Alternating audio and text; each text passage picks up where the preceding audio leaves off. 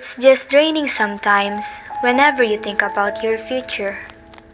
You'll start to feel the pressure around you.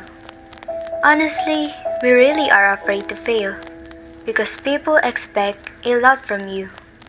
But cheer up, let's put our hopes higher this time. And if it's for you, then it will find you.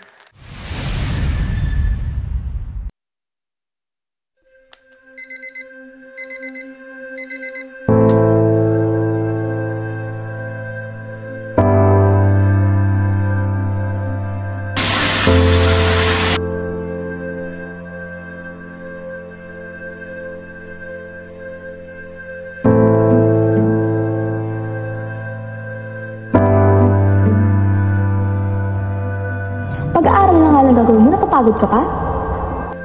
Puro na lang aral na atupag mo, tumulong-tulong ka naman sa bahay.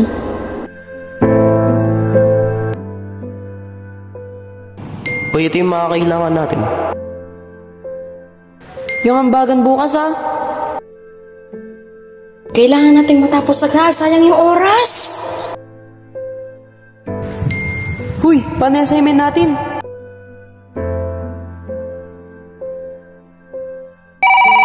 Pre, ano na? Kaya na tayo sa labas. Tagal mo nang hindi nakakasama mga kaibigan mo Tensya na pre, di ako makakasama, madami pa akong asikasuhin. Try ko na lang sa susunod.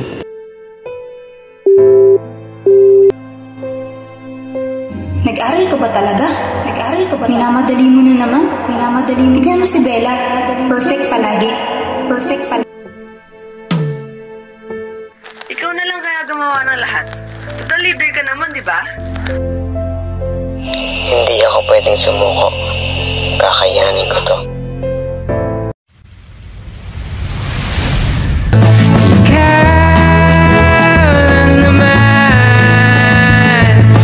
Ikaw lang iniisip ko. Kasi gusto kong bigay buhay na gusto mo.